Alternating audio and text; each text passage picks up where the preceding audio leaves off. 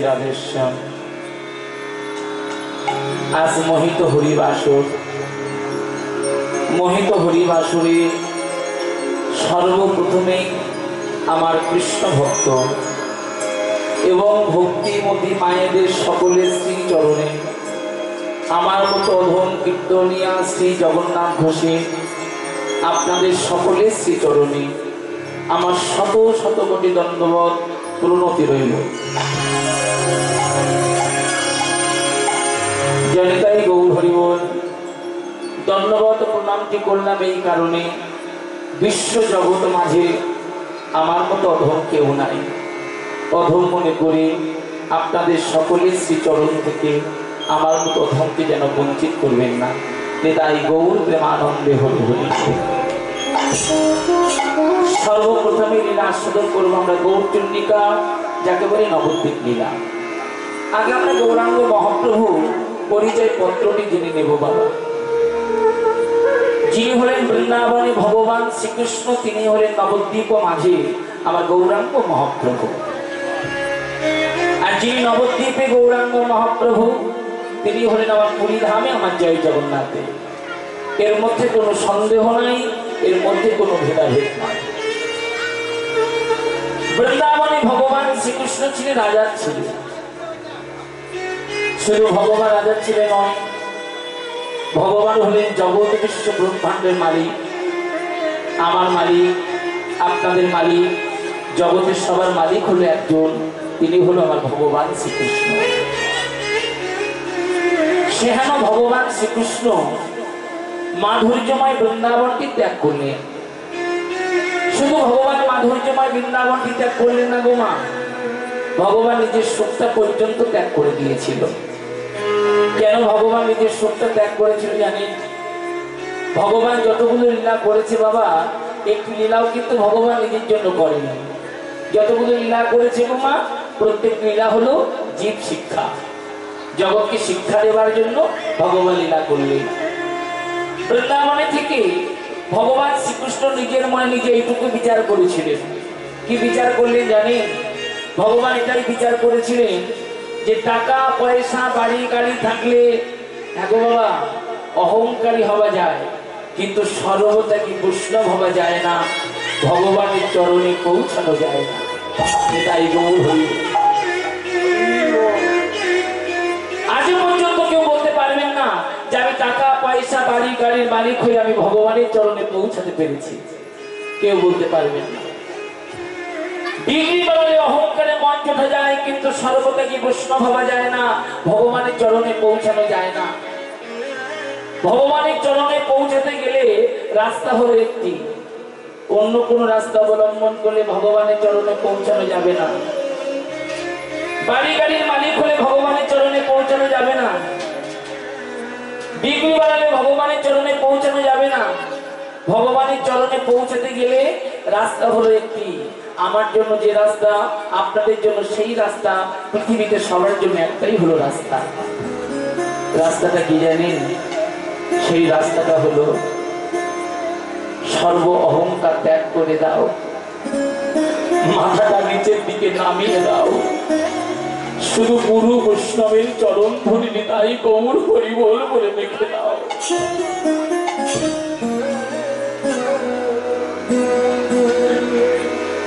যতদিন তুমি মাথাটা নিচের দিকে নামাতে পারছো না, যতদিন তুমি সাধুগুরু বৈষ্ণবকে ভক্তি করতে পারছো না, যতদিন তুমি কৃষ্ণ ভক্তকে শ্রদ্ধা জানাতে পারছো না, ততদিনও তোমার গৌর গোবিন্দের কৃপাও হবে না গো। এই জন্য ভগবান অত সুন্দর মাধুর্যময় বৃন্দাবন ছেড়ে দিয়ে গলিয়ে কৃষ্ণ নবদ্বীপে গৌর হয়ে এসেছে।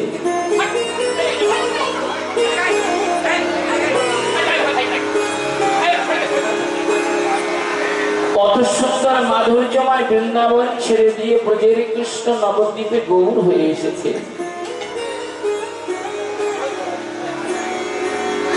সঙ্গে আনলেন কি? হরি নামামৃত সুধা।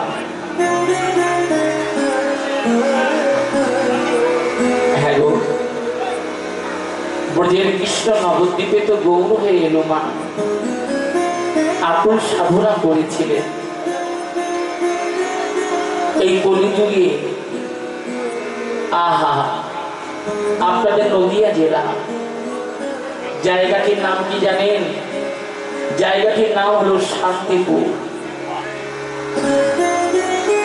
বৃন্দাবনে যাবার আগে এই জায়গাগুলো অবশ্যই যাবেন।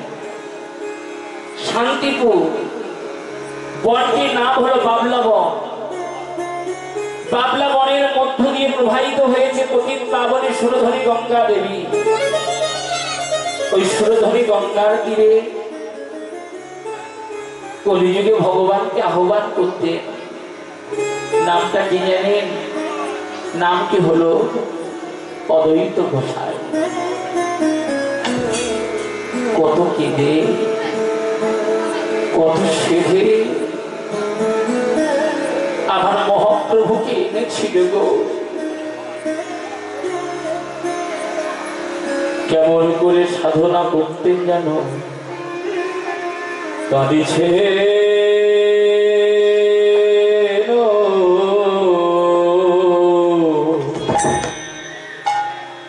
শ্রী অদ্বৈত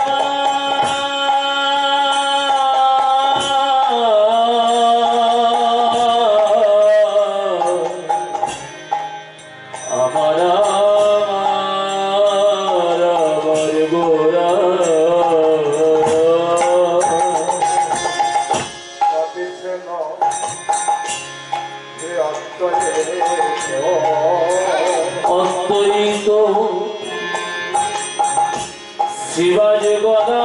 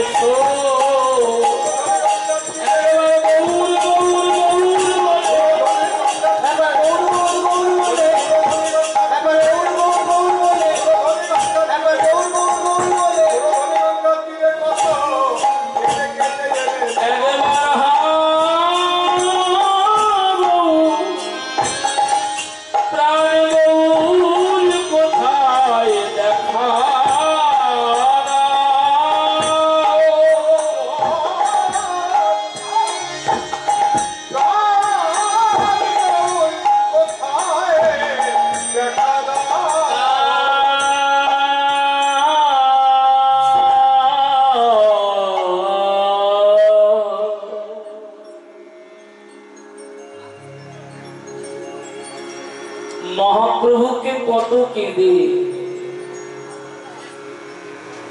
কত সেধে এনেছিলেন। নাম হলো অদ্বৈত আচার্য।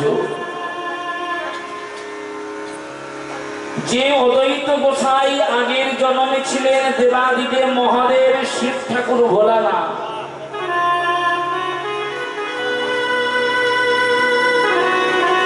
মহাপ্রভুর চাইতে 52 বছরের বড়, চুল পাকা দাড়ি পাকা বুড়ো গোসাই নিতাই গৌর হরি বল।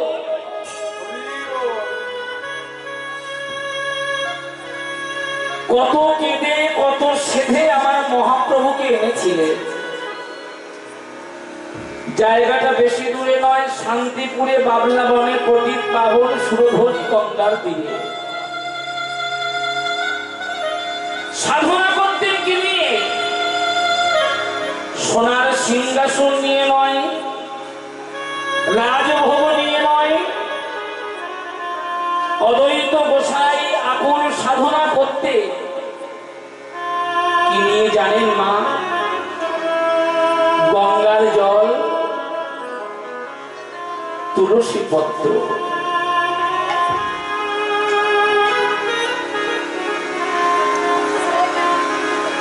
কোন গঙ্গার জল? বহিরঙ্গ জগতে গঙ্গার জল নয়। অদ্বৈত গোসাই নিতেন নয়ন গঙ্গার জল,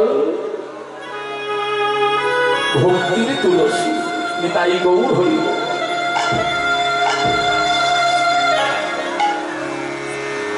ভগবানকে যদি কেউ পেতে চাও গো মা, বহিরঙ্গ জগতে গঙ্গার জল নেওয়া লাগবে না। যদি নিতে পারো একবার নয়ন গঙ্গার জল, ভক্তির তুলসী নিয়ে প্রতিদিন পাবনী সুরধনী গঙ্গার তীরে বসে অদ্বৈত গোসাই সাধনা করতে। জায়গাটি বুঝলেন? কত কেঁদে কত সেধে আমার মহাপ্রভুকে এনেছিলেন। এই জায়গাটা একটুখানি জানবো যে কেমন ভাবে ভগবান এলেন। একদিন নয়, দুদিন নয়, দিনের পর দিন অদ্বৈত গোসাই সুরধনী গঙ্গার জলে তুলসী পত্রটা ছেড়ে দিতে,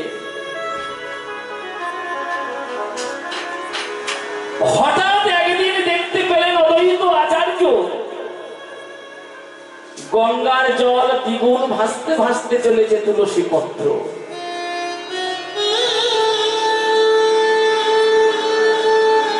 যেদিকে গঙ্গার জলে স্রোত ভেসে যায় সেই দিকে তুলসী পত্র যায় না, দ্বিগুণ ভাসতে ভাসতে যায়।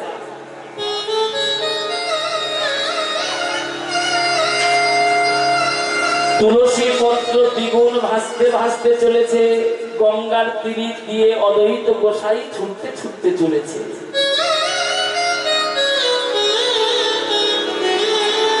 দেখবো তুলসী পত্রটা কোথায় যায়। গঙ্গার তীরে দাঁড়িয়ে অদ্বৈত গোসাই দেখতে পেলে আমার নবদ্বীপের ঘাটে ভাগ্যবতী শচী মাতা স্নান করছে।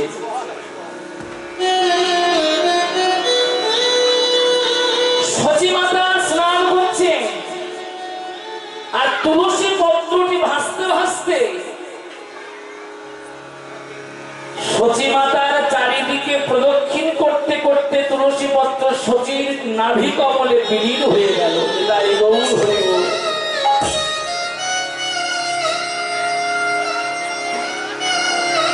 অদ্বৈত গোসাই দূরে দাঁড়িয়ে মনে ভেবেই নিলেন এই শচীর গর্ভেই একমাত্র কলিযুগে ভগবান আসবে।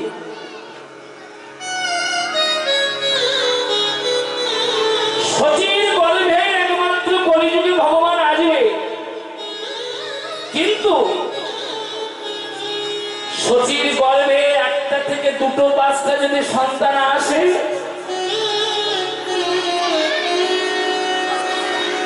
সব সন্তান তো ভগবান হতে পারে না।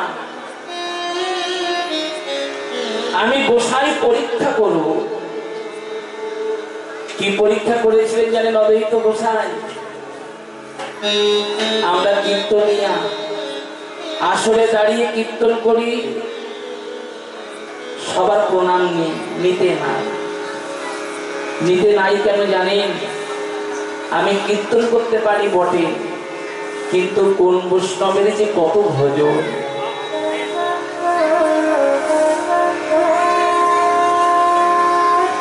সাধু দেখে চেনা যায় না, বৈষ্ণব দেখে চেনা যায় না। এই জায়গাটা শুনলে বুঝতে পারবে। অদ্বৈত গোসাই ভাবলেন শচীর গর্ভ থেকে যে সন্তান ভূমিষ্ঠ হবে, আমি সেই সন্তানের চরণে সাষ্টাঙ্গে প্রণাম করব।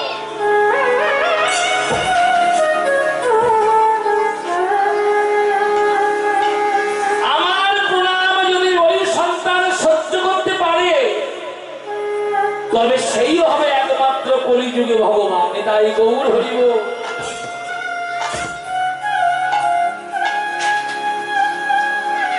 জায়গাটি বুঝবে। শচীর প্রথম সন্তান হলো অদ্বৈত গোসাই সাষ্টাঙ্গে প্রণাম যেই করেছে, প্রথম সন্তানকে প্রণাম করবার মাত্র ছটফট করতে করতে প্রাণহারা হয়ে গেল।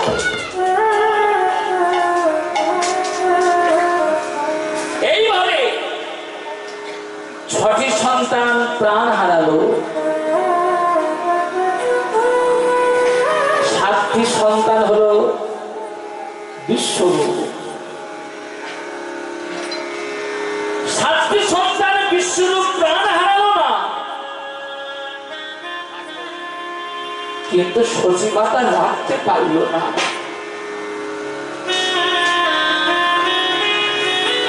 জনমের মতো মাকে কাঁদিয়ে দিয়ে বিশ্বরূপ চলে গেল।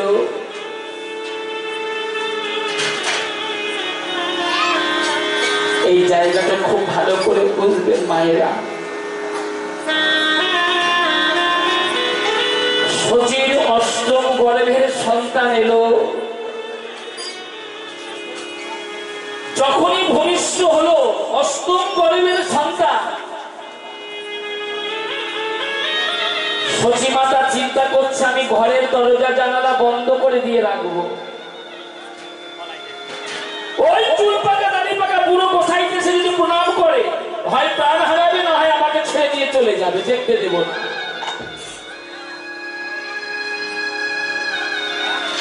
অষ্টম গর্ভের সন্তান এসেছে,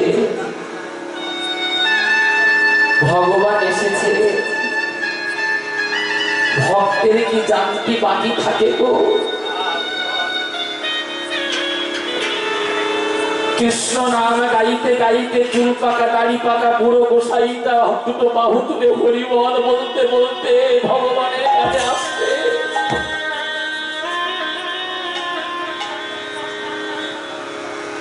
অদ্বৈত গোসাই আসছে শচীর আঙ্গিনায়। ভগবানকে কেউ বেঁধে রাখতে পারে মা? পারে বাবা? হামাগুড়ি দিতে দিতে শচীর ঘর থেকে বাইরে বেরিয়ে এসেছে। যখনই 8ম গর্ভের সন্তানটি হামাগুড়ি দিতে দিতে শচীর আঙ্গিনায় এলো, ওই চুল পাকা দাড়ি পাকা বুড়ো গোসাই যেই 8ম গর্ভের সন্তানটি চরণে গিয়ে প্রণাম করেছে,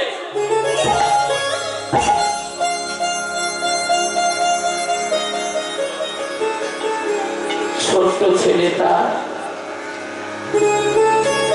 তার বাম চরণটা অদ্বৈত গোসাইয়ের মাথায় তুলে দিয়েছে। তাই গৌর হরিব।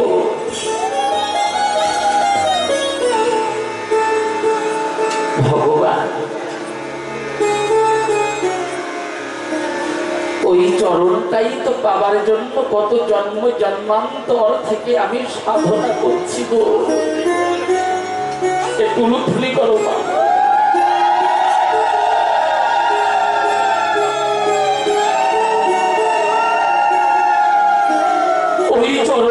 আমার জন্য তো কত জন্ম জন্মান্তর থেকে আমি সাধনা করছি গো।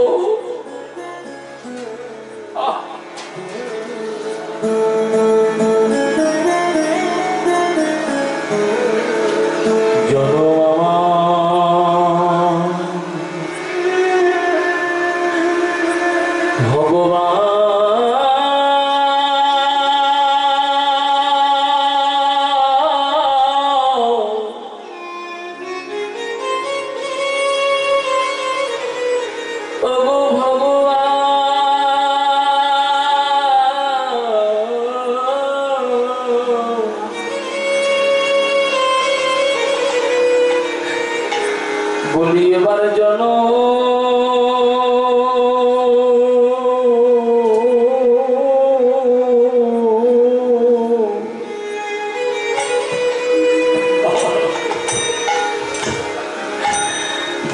আমার ধন্য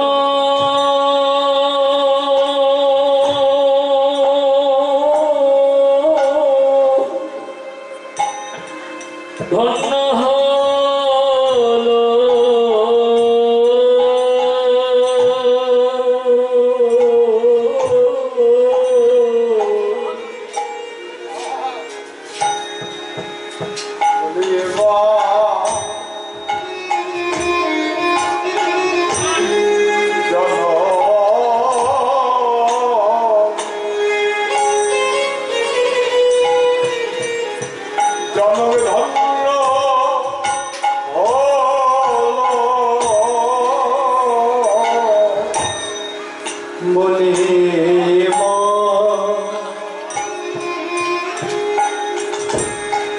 এবার চলো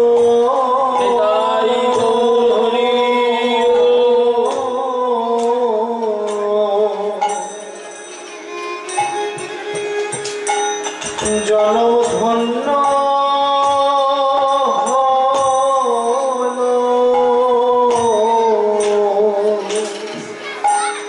বলি ভগবানে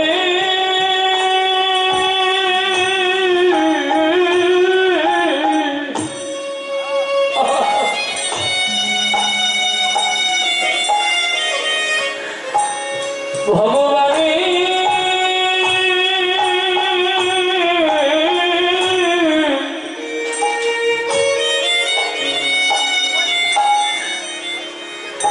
আমি চরণ পেলাম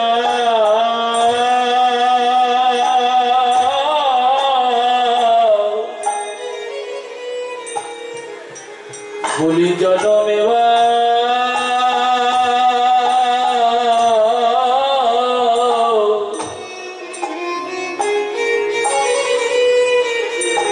এবার ধন্য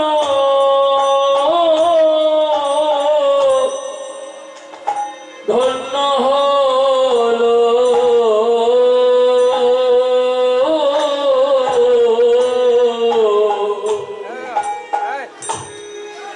ভগবানে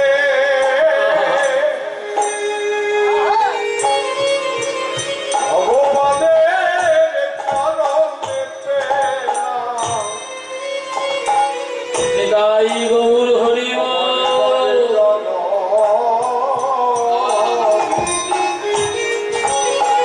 ধন্য হলো আমার সকল জ্বালা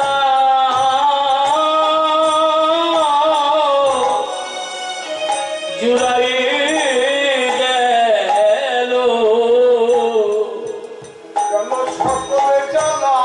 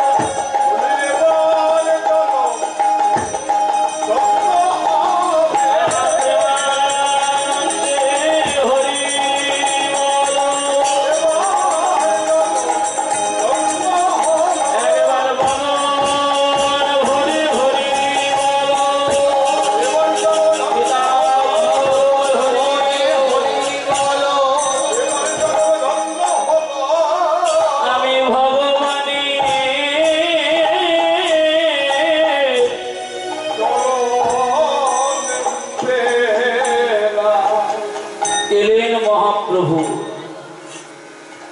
নদিয়ার প্রতিটা ভক্তের ঘরে ঘরে গিয়ে কৃষ্ণ নাম দিলেন। যারা হরিবল বলতে চাইল না,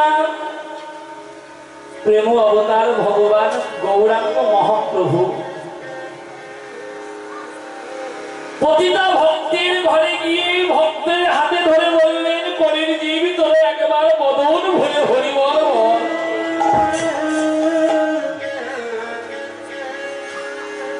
হাতে ধরে বলবার পরেও যারা হরিবল বলতে চাইল না, ভগবান কলির জীবের দুটো পায়ে ধরে বললেন, কলির জীবী তোরা একবার বদন ভরে হরিবল বল।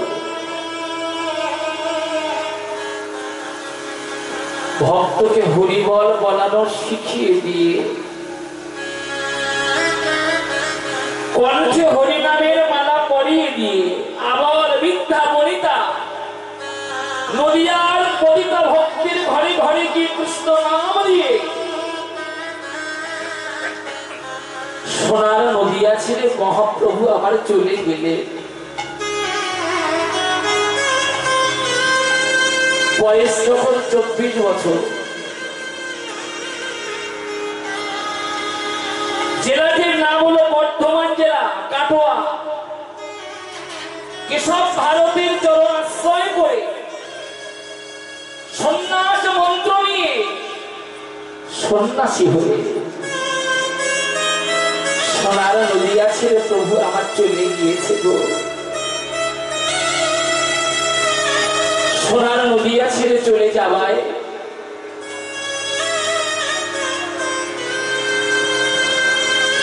নদিয়ার প্রতিটা ভক্তের হৃদ মন্দিরে শোকের আগুনটা যেন তাও তাও করে জ্বলছে গো বাবা। কেমন শোক জানে? পরিপূর্ণ যৌবনকালে বুঝবে, পরিপূর্ণ যৌবনকালে যদি কোনো মায়ের পক্ষ থেকে স্বামী বিয়োগ ঘটে যায়, সেই মায়ের পক্ষে যেমন শোকের আগুনটা দাউ দাউ করে জ্বলতে থাকে,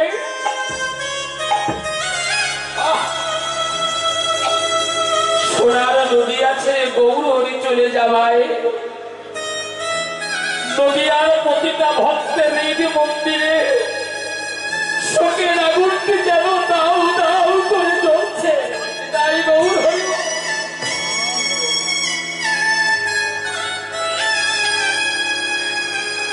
নদিয়ার পথে পথে কেঁদে কেঁদে বেড়াচ্ছে চুল পাকা দাড়ি পাকা বুড়ো গোসাইটা।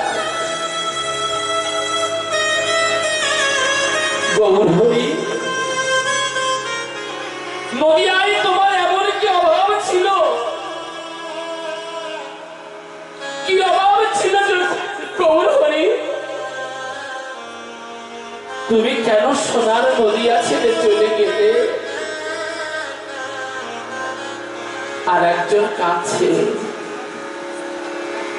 ভক্তটা কে জানেন? যার ঘরে প্রত্যেকটা দিন মহাপ্রভু হরি নাম কীর্তন করতেন।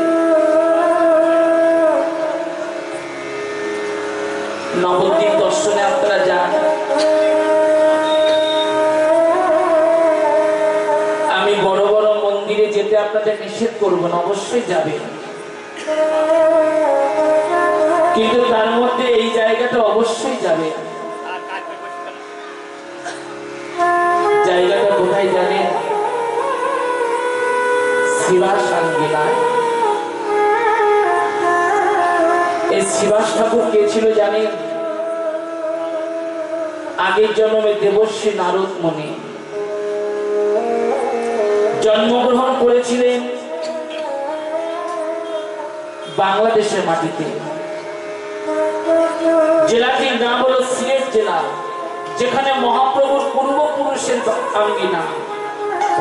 গ্রামটির নাম হলো শ্রীহট্ট। ওই শ্রীহট্টের মাটিতে জন্মগ্রহণ করেছিলেন শিবাস পণ্ডিত। এই শিবাস পণ্ডিত বাংলাদেশের মাটিটা ছেড়ে দিয়ে নবদ্বীপের মাটিতে ছোট্ট একটি ভজন কুটি তৈরি করেছিলেন। বাবা রাজপ্রাসাদ তৈরি করতে পারেনি, ছোট্ট একটি ভজন কুটি তৈরি করেছিলেন, যার ঘরে প্রতিটা দিন মহাপ্রভু সমস্ত ভক্ত নিয়ে হরিনাম কীর্তন করতেন।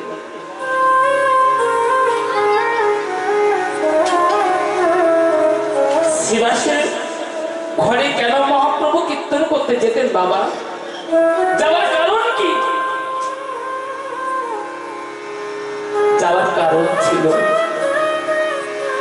আজ থেকে 550 বছর পূর্বের কথা আমি যেটা বলছি, তখনকার দিনে অনেক বড় বড় মন্দির নবদ্বীপে ছিল,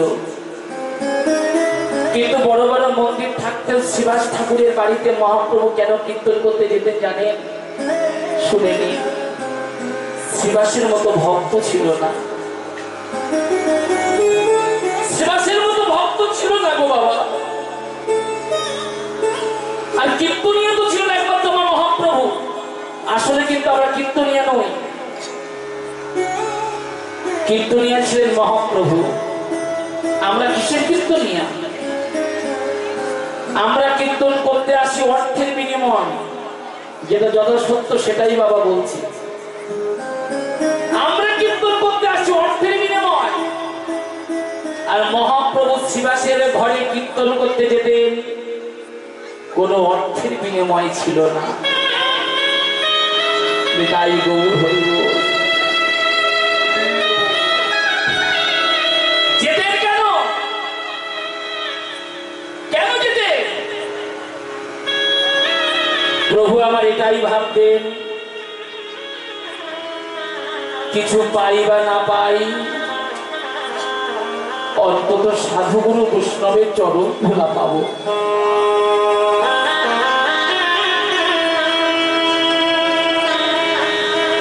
একদিন নয়, দুদিন নয়, দিনের পর দিন শিবাসের ঘরে মহাপ্রভু কীর্তন করতে। শুনে নিন মা, একদিনের কথা বলি, শিবাসের ঘরে মহাপ্রভু হরিনাম কীর্তন করছে নবদ্বীপের সমস্ত ভক্ত নিয়ে। সমস্ত ভক্ত নিয়ে শিবাসের ঘরে মহাপ্রভু হরিনাম কীর্তন করছে। কীর্তন গাইতে গাইতে মহাপ্রভু শিবাসকে ডেকে বলছে, ও শিবাস, শিবাস, আজ কীর্তনে কেন প্রেম হচ্ছে না গো? কেন শিবাসে কীর্তনে প্রেম হচ্ছে না? ও শিবা, তোমার ঘরে কি কোনো অমঙ্গল ঘটেছে? শিবাস ঠাকুর সঙ্গে সঙ্গে করজোড়ে দাঁড়িয়ে বললেন, প্রভু, যার ঘরে তোমার মতো মঙ্গলময় সাক্ষাৎ হরিনাম কীর্তনে মেতে আছে, তাই গৌর হরিব।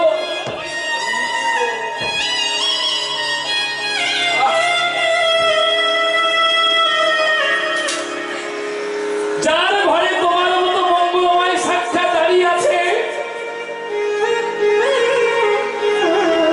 তার ঘরে তো কখনো কোনোদিন অমঙ্গল হতে পারে না। প্রভু, তুমি হরিনাম করো, প্রভু তুমি কীর্তন করো। মহাপ্রভু হরিনাম কীর্তনে মেতে আছে। কীর্তন আনন্দের মধ্য থেকে শিবাস ধীরে ধীরে বাইরে বেরিয়ে এলেন। বাইরে বেরিয়ে এসে কি দেখছে জানেন? শিবাসের পুত্রটা অসুস্থ হয়েছে।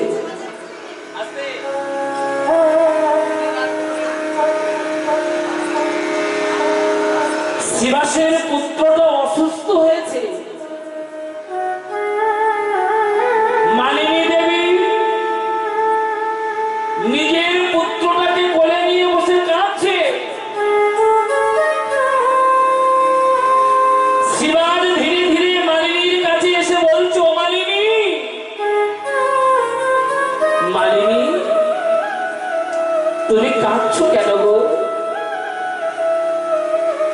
মালিনী বলছে, প্রভু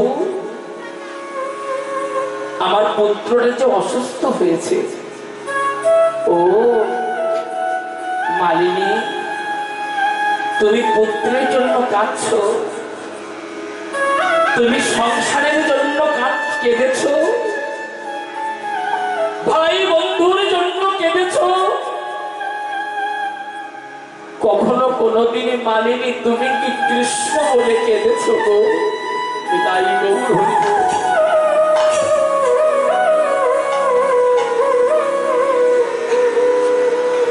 কেঁদো না মালিনী, তুমি তো কাঁদছো মায়ার কান্না, তুমি তো কাঁদছো মায়ার কান্না, তোমার পুত্রটা অসুস্থ হয়েছে তাই তুমি কাঁদছো। ওই মায়ার কান্নার কলরব মহাপ্রভুর কর্ণে পৌঁছে গেলে মালিনী, প্রভুর যদি কৃষ্ণ নামে কোনো ব্যাঘাত হয়,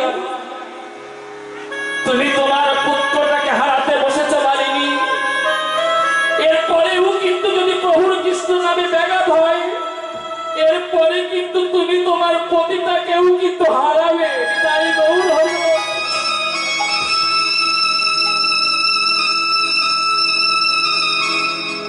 দেখেছেন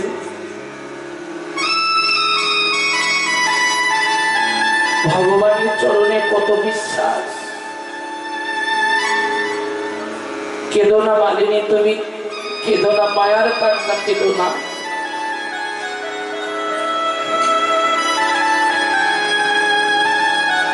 শ্রীবাস মালিনীকে সান্ত্বনা দিয়ে হরিনাম কীর্তনের মধ্যে এসেছে।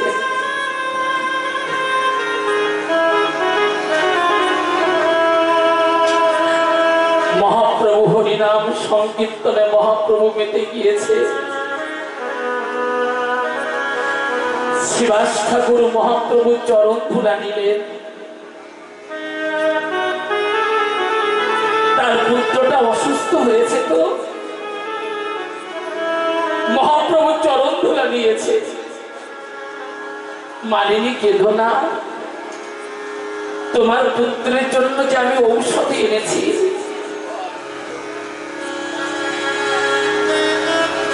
শ্রীবাস মহাপ্রভুর চরণ ধুলা যেই না পুত্রটার মস্তকে দিয়েছে, জানি না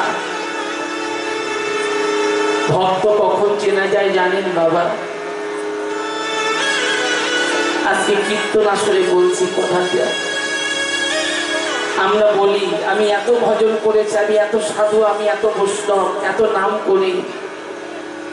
ভক্ত চেনা যায় মৃত্যুর কালে।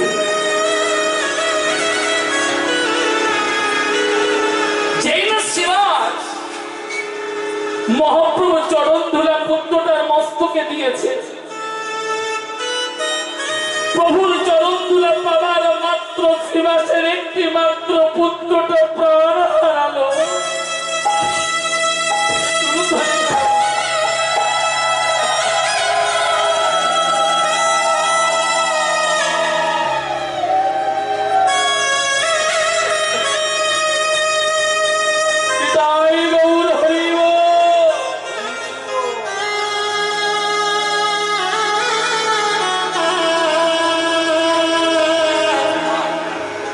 মরা পুত্রটা কোলে নিয়ে মালিনী হাউ হাউ করে কাঁদছে।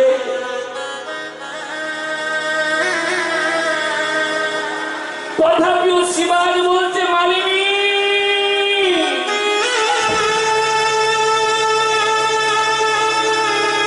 পুত্র হারিয়েছ, পুত্র পাবে, কিন্তু গৌরকে যদি একবার হারাও মালিনী, আর তো গৌর পাবে না।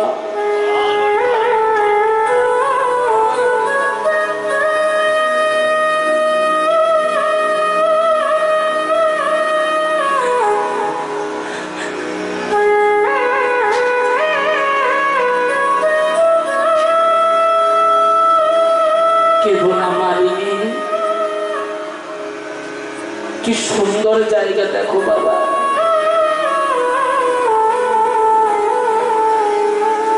কাঁদতে যদি হয় মানিনি, তবে তুমি বদনে বসন দিয়ে কাঁদো।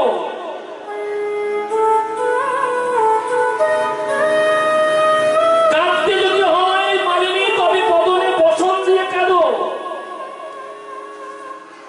মায়ার কান্নার কলরব মহাপ্রভুর কর্ণে পৌঁছে গেলে প্রভুর কৃষ্ণ নামে দেখা হবে।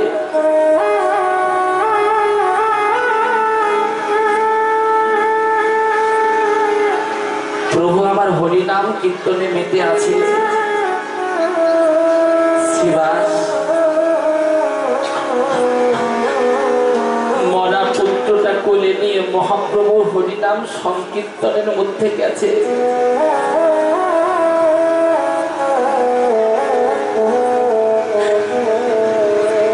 মরা পুত্রটা যেই না মহাপ্রভুর চরণে দিয়েছে, মহাপ্রভু চরণ করল শিবা।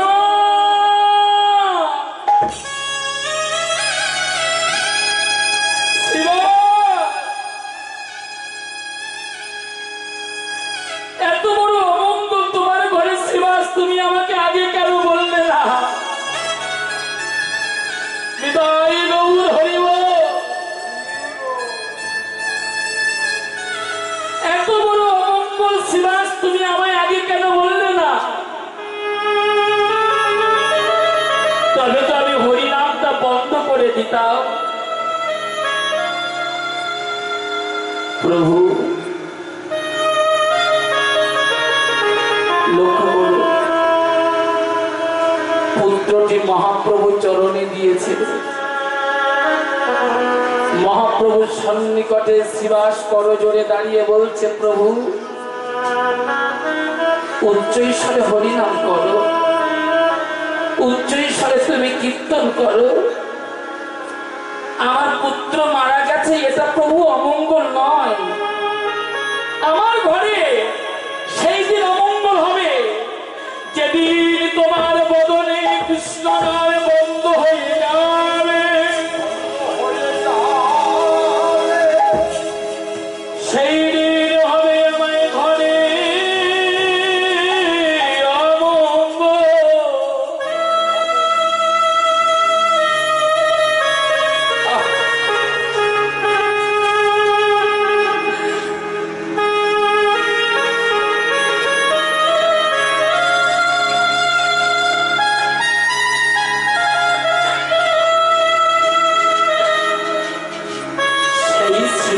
ঠাকুর কাঁদছে, প্রভু তুমি কোথায় চলে গেলে? প্রভু কোথায় চলে গেলে? প্রভু আমার ঘরে যে কৃষ্ণ নামটা যে বন্ধ হয়ে গেল। বুঝতে পারছেন বাবা? সেই শিবাস ঠাকুর কাঁদছে, আর একজন কাঁদছে নদিয়ার পথে পথে। নদিয়ার পথে পথে কাঁদছে, কেঁদে কেঁদে বেড়াচ্ছে।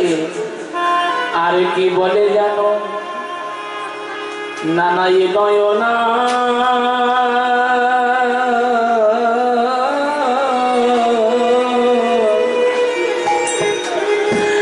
আর মিলবো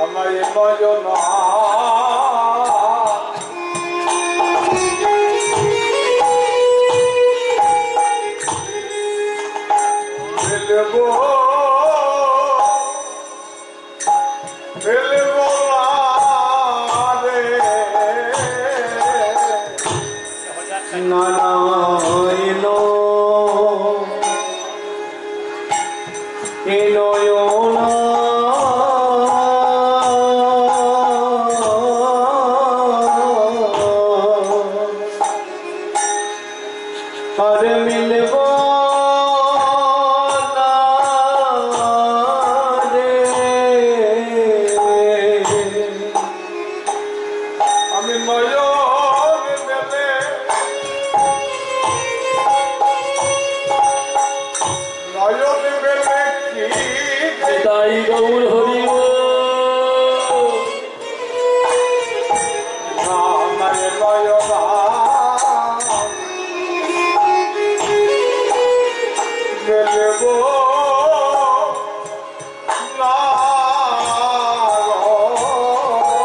বলো নয়ন মেলে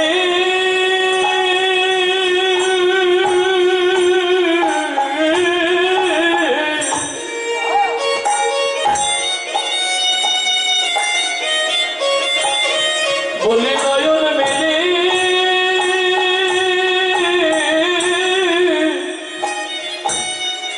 আমি কি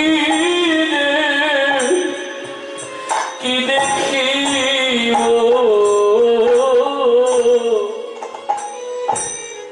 নানায় নয়না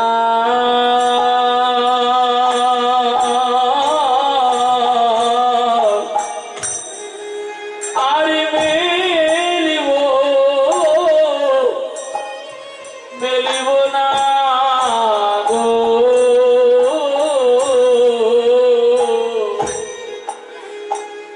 গৌর শূন্য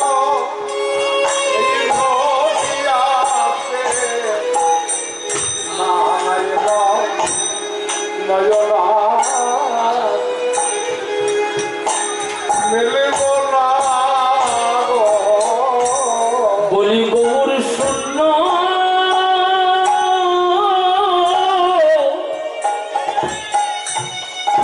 যেন দিয়ায় আমি গৌর দেখতে পাবো না গো নানায় নয়নার মেলিব না গো আহা গৌর শূন্য নদিয়াতে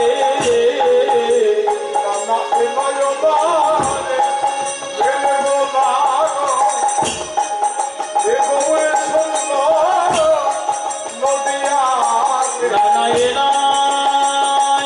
নয়নার মেলিব না গো গৌর শূন্য নদিয়াতে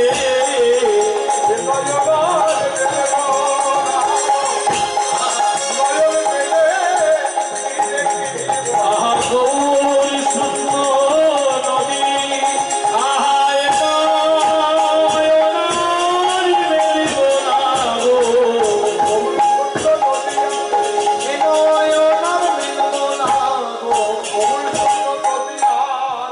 নানায় নয়না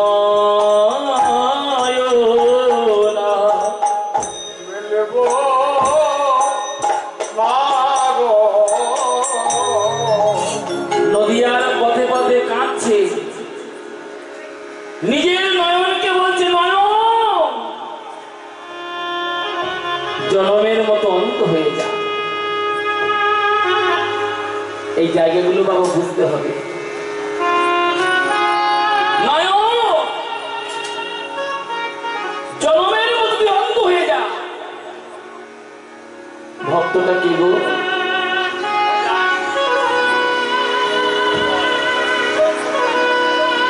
হরিদাস ঠাকুর কোন হরিদাস জানেন তো যে হরিদাস নিত্য নিত্য 3 লক্ষ হরিনাম জপ করতেন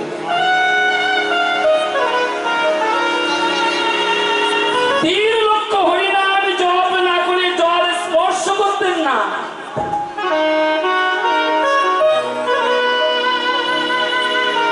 সেই হরিদাস ঠাকুর নয়নটা মুদির করে বলছে নয়ন যে নদিয়ায় গৌর নাই নয়ন তুই থেকেও কিনা যে নয়নে গৌর দেখতে পাবি না সেই নয়ন কিসের জন্য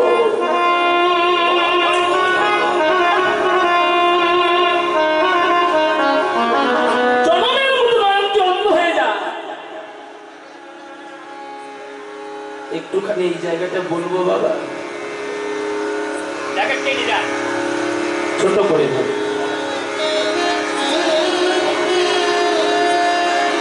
মহাপ্রভু শেষ লীলা করতে চলে গিয়েছিলেন কোথায় জানেন তো আপনারা? জানেন তো 24 বছর বয়সে মহাপ্রভু সন্ন্যাস মন্ত্র নিয়েছিলেন। এই কথাগুলো খুব ভালো করে বুঝবে। 24 বছর দেশ ভ্রমণ করলেন। 48 বছর বয়সের পর লীলা সম্বরণ করতে চলে গিয়েছিলেন পুরী ধামে গম্ভীরাতে।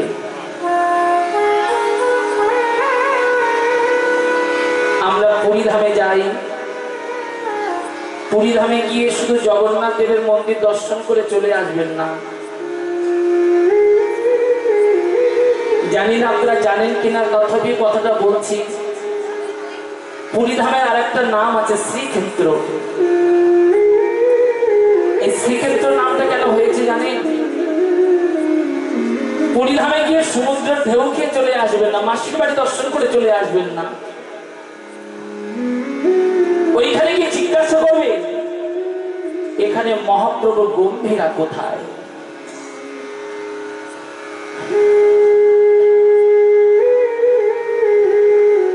আমার কথাটা মনে রাখবেন। যদি কোনোদিন যান যেখানে মহাপ্রভুর গম্ভীরা 3.5 জন ভক্ত নিয়ে মহাপ্রভু হরি কথা বলতেন, একটু নিচে যেতে হবে, ভিতরে যদি পারেন ওইখানকার ধুলাই একটু গড়াগড়ি দিয়ে আসবেন। যেদিন ওইখানকার ধুলাই গড়াগড়ি দিতে পারবেন সেদিন থেকে ভাববে আজ থেকে আমাদের মনুষ্য জন্মটা ধন্য হয়ে গেল। একটু ধরি করো।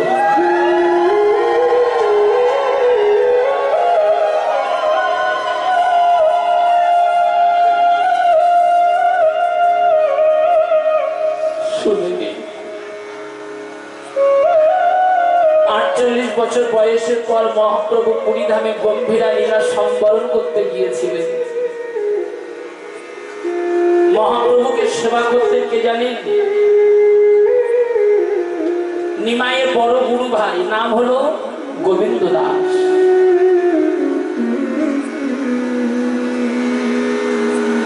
গোবিন্দ দাস মহাপ্রভুকে সেবা করতে এমন সময় সেবা দিয়েছে মহাপ্রভুকে।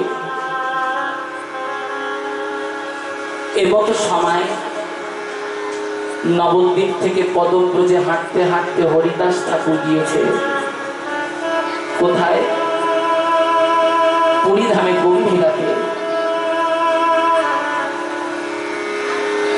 যখনই পুরী ধামে গম্ভীরায় হরিদাস গিয়ে পৌঁছিয়েছে,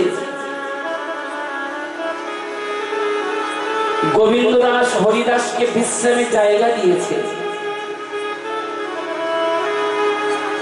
মহাপ্রভুকে গোবিন্দ দাস ভোগ নিবেদন করেছে, পারসের থালা। মহাপ্রভু কিছুটা প্রসাদ পেয়েছে। ভগবান কি না জেনে বাকি থাকে? গোবিন্দ দাদা, নবদ্বীপ থেকে আমার ভক্ত হরিদাস এসেছে, কতদিন জল স্পর্শ করে না। দেখেছে আমি কীর্তন ভালো জানি না বাবা, সবাই তো আমাকে আশীর্বাদ করবে।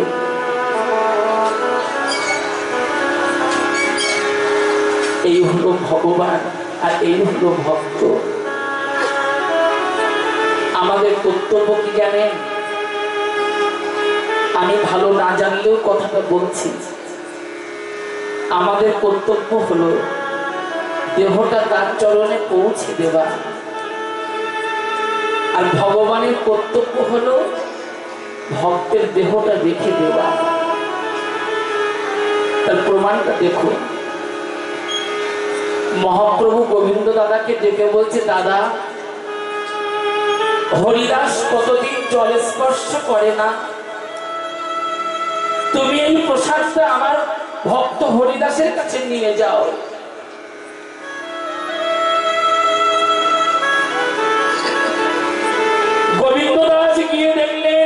হরিদাস শয্যায় পড়ে আছে, শুধু বদনে গৌর গৌর বলছে, নয়ন দিয়ে জল ঝরছে। গোবিন্দ দাস গিয়ে বললেন, হরিদাস, ও হরিদাস, তোমার জন্য নিমাই প্রসাদ পাঠিয়ে দিয়েছে, নাও সেবা করে নাও। হরিদাস বললেন, গোবিন্দ দাদা, এখনো যে আমার 3 লক্ষ নাম হয়নি,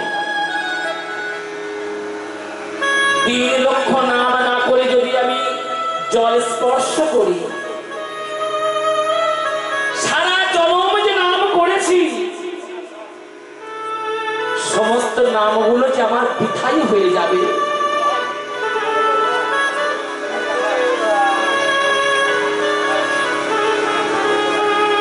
আমি প্রসাদ পাবো না গোবিন্দ দাদা, তুমি প্রসাদ ফিরিয়ে নিয়ে যাও। তুমি প্রসাদ তো ফিরিয়ে নিয়ে যাও। লক্ষ্য করবেন বা, এদিকে ভগবানের প্রসাদ, এদিকে নাম।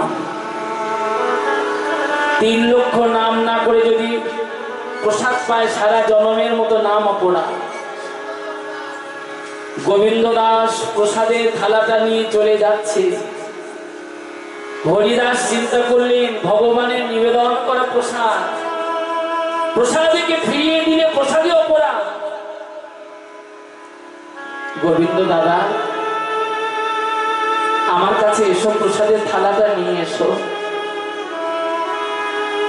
হরিদাস কি করলেন জানেন? প্রসাদটাকে স্পর্শ করে মাথায় তুলে নিলেন। গোবিন্দ দাদা, এবার তুমি প্রসাদটা ফিরিয়ে নিয়ে যাও, আমার উদর পরিপূর্ণ হয়ে গিয়েছে।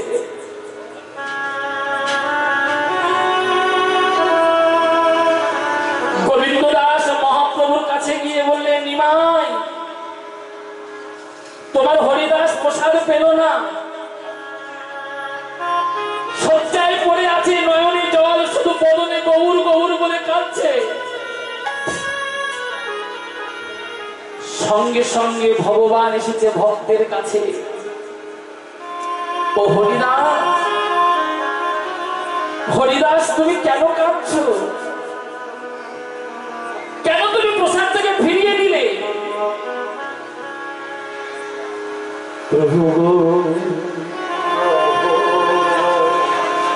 আমি কেন কাঁদিছি প্রভু, কি তুমি জানো না? প্রভু, তুমি আমার কাছে জানতে চেয়েও না। ওগো দয়াময়,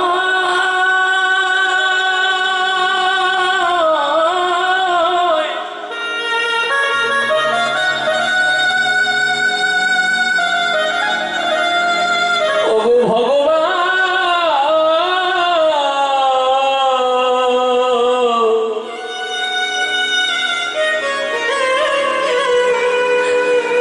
ওগো আমার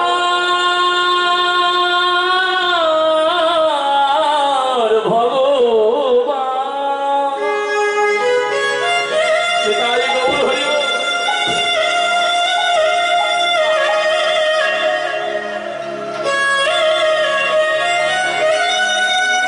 কাঁদছো কেন হরিদাস?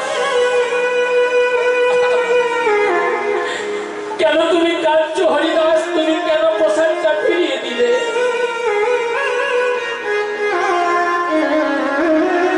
প্রভু গো,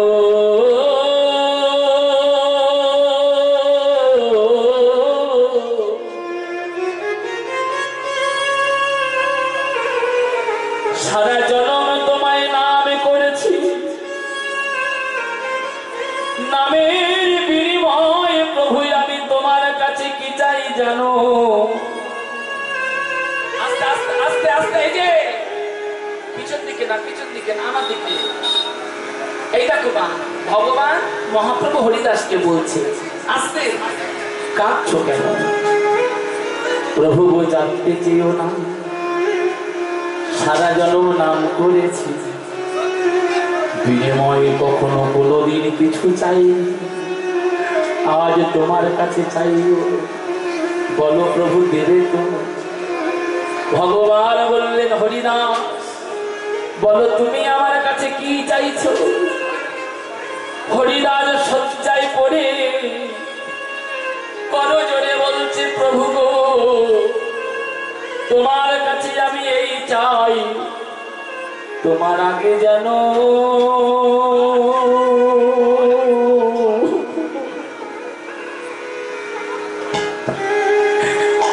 আমি যেতে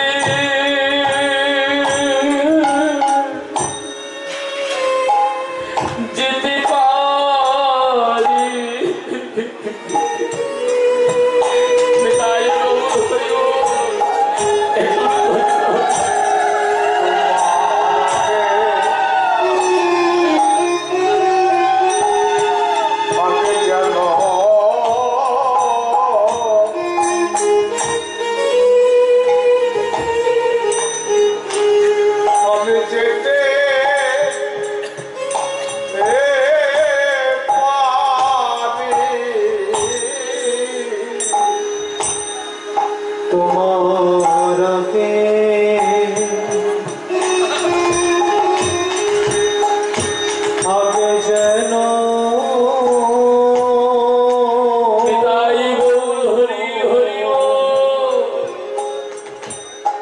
প্রভু যেতে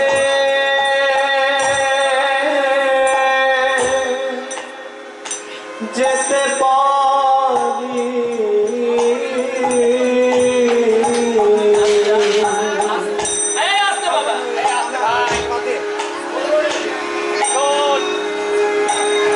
হরিদাস আমাদেরকে লক্ষ্য করো না, কি সুন্দর জায়গা দেখো। ও হরিদাস, জগতে এই সম্পদটা আমার কাছে কেউ চায় না। চায় বাবা, মায়েরা চাও? এই সম্পদটা আমার কাছে কেউ চায় না।